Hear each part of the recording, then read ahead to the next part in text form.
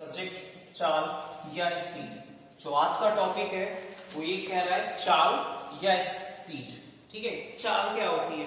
तो चाल पढ़ने के लिए सबसे पहले आपको पढ़ना होगा डिस्टेंस को क्या होती है। तो सबसे पहले आपने पढ़ा है दूरी क्या होती है। तो दूरी बराबर आपने पढ़ा है कि दूरी उसे कहते हैं कि यदि कोई वस्तु, ठीक है, एक स्थान से दूसरे स्थान को गमन करती है तो जितना भी रास्ता या जितना भी पथ तय करती है उसे हम उसकी दूरी या उसे हम उस वस्तु की दूरी कहते हैं। जैसे आप जाते हो, इस दूरी और विस्थापन में आपको अंतर ही बताया गया था। जैसे आप एक स्थान से दूसरे स्थान को जाते हो तो आपने बीच में जितना भी रास्ता या जितना भी पथ तय किया है, ठीक है, उसे हम दूरी कहते हैं। ठीक, तो अब बात आती है चाल की। चाल क्या होती है? चाल जो होती है किसी वस्तु द्वारा, ठीक है, किसी वस्तु द्वारा एकांक समय में जितनी भी दूरी तय की जाती है उसे हम उसकी चाल कहते हैं। ठीक है, कोई भी वस्तु है वो एक स्थान से दूसरे स्थान को अगर जाती है तो जाने में कितना समय लिया, ठीक है, और कितनी दूरी तय की, उन दोनों का जो अनुपात होगा उसे हम क्या कहेंगे? उसे हम चाल कहते हैं। क्या कहते हैं? चाल कहते हैं। समझ में बात आई नहीं आई? जैसे आप अपने घर से स्कूल आते हो, ठीक है, या स्कूल से आप अपने घर जाते हो तो क्या होता है कि आप अगर साइकिल तेज चलाओगे, क्या करोगे? साइकिल तेज चलाओगे तो कम समय लगेगा, है ना, कम समय लगेगा। और अगर आप साइकिल को धीरे चलाओगे तो ज्यादा समय लगेगा। लगेगा नहीं लगेगा? इसका मतलब क्या है? अगर आपकी स्पीड ज्यादा है तो फिर समय कम लगेगा। अगर आपका समय ज्यादा लग रहा है इसका मतलब आपकी स्पीड क्या है? वो स्पीड आपकी कम है। समझ में बात आई नहीं आई? तो किसी वस्तु द्वारा एकांक समय में जितनी भी दूरी तय की जाती है वो उसे उसकी चाल कहते हैं। ठीक है, यहाँ पे विस्थापन नहीं आएगा। अगर विस्थापन आता कि एकांक समय, किसी वस्तु द्वारा एकांक समय में जितना भी विस्थापन तय किया जाता है उसे उसका चाल नहीं कहेंगे, उसे उसका वेग कहेंगे। क्या कहेंगे? वेग कहेंगे। अगर विस्थापन आ रहा है दूरी के स्थान पे तो वेग होगा, और अगर फिर दूरी आ रही है तो उसे हम चाल कहेंगे। क्या कहेंगे?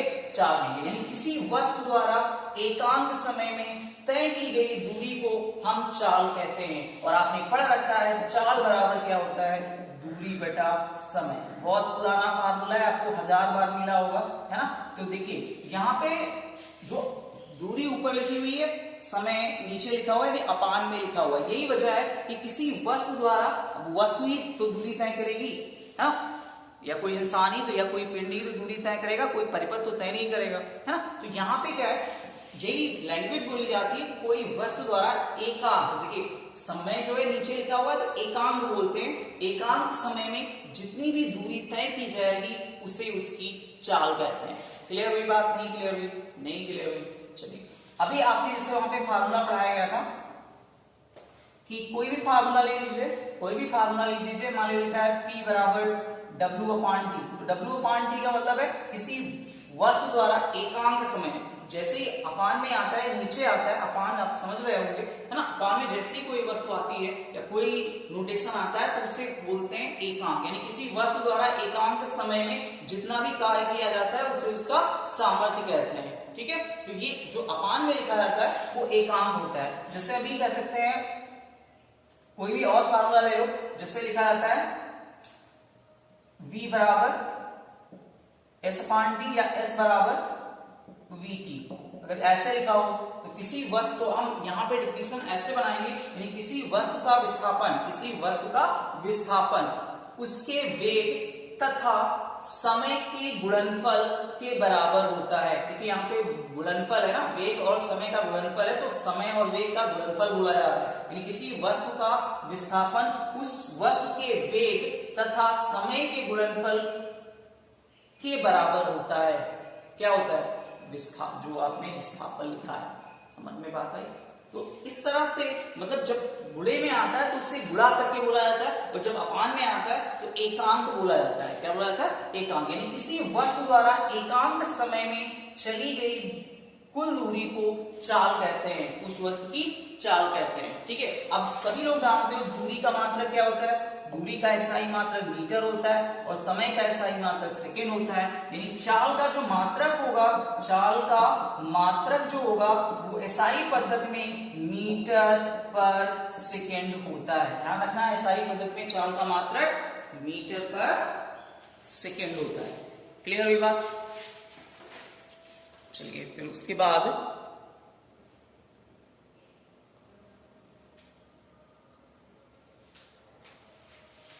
चलिए तो ये आपको समझ में आया होगा चाल क्या होती है। उसके बाद चलिए कुछ और पढ़ते हैं। उसके बाद आपकी जो टॉपिक आ रहा है वो आ रहा है औसत चाल क्या होती है। औसत चाल चलिए अभी पढ़ लेते हैं। औसत चाल, औसत चाल का मतलब होता है किसी वस्तु द्वारा तय की गई कुल दूरी तथा उसे तय करने में लगे कुल समय के अनुपात को औसत चाल कहते हैं। जिससे आप लोग चाल चलते हो तो मतलब मान लीजिए आप 1 मिनट में 5 किलोमीटर जाते हो, 2 मिनट में 10 किलोमीटर जाते हो, ठीक है, या 3 किलोमीटर में 15 किलोमीटर जाते हो, ठीक है, ये भी हो सकता है। या आप कह सकते हो पहले मिनट में आपने 10 किलोमीटर प्रति घंटे की रफ्तार से अपनी साइकिल चलाई और फिर आगे पहुंचे तो आपने 8 किलोमीटर प्रति घंटे की रफ्तार से साइकिल चलाई, फिर और आगे पहुंचे तो आपने 12 किलोमीटर प्रति घंटे की रफ्तार से साइकिल चलाई। तो जो आपकी जो गति है वो बढ़ रही है, कभी घट रही है। तो अगर उनका हम औसत निकाला या औसत निकालेंगे तो जो भी औसत आएगा उसको हम कहेंगे ये हमारी औसत चाल रही। क्या रही? हमारी औसत चाल रही। इस चाल से हम अपने घर से स्कूल तक पहुंचे। क्लियर हुई बात? ठीक है। तो यानी किसी वस्तु द्वारा तय की गई कुल दूरी तथा उस वस्तु में लगे कुल समय का जो अनुपात होगा उसे हम औसत चाल कहेंगे। इसका भी मात्र वही होगा मीटर पर सेकेंड। चलिए उसके बाद नंबर 3 है वेग क्या होता है। चाल के बाद क्या आता है? वेग। इसको बोलते हैं वेलोसिटी। क्या बोलते हैं? वेलोसिटी। ठीक है, चलिए वेलोसिटी बोलते हैं उसको। वेग क्या होता है? वेग का बराबर लिखा जाता है, वेग बराबर लिखा जाता है विस्थापन बटे समयांतराल या समय लिख सकते हो। वेग को अगर डोनेट करना है तो स्मॉल v से लिखते हैं, विस्थापन को स्मॉल s से लिखते हैं और समय को स्मॉल t से लिखते हैं। यानी v बराबर होता है, ये फार्मूला याद रखना, v बराबर होता है s अपॉन t। यानी किसी आप डिफिनेशन की बात करते हैं इसकी तो किसी वस्तु द्वारा एकांक समय में, अभी फिर समय नीचे आया है तो क्या बोलेंगे? किसी वस्तु द्वारा एकांक समय में जितना भी विस्थापन तय होता है, जितना भी विस्थापन तय किया जाता है उसे उस वस्तु का वेग कहते हैं। यानी किसी वस्तु द्वारा एकांक समय में जितना भी विस्थापन तय किया जाता है उसे उस वस्तु का वेग कहते हैं। अभी चाल और वेग में बहुत ज्यादा अंतर नहीं है, दोनों की हंसती रहे तेरी आंख घड़ी भर नम ना हो। मैं मरता था जिस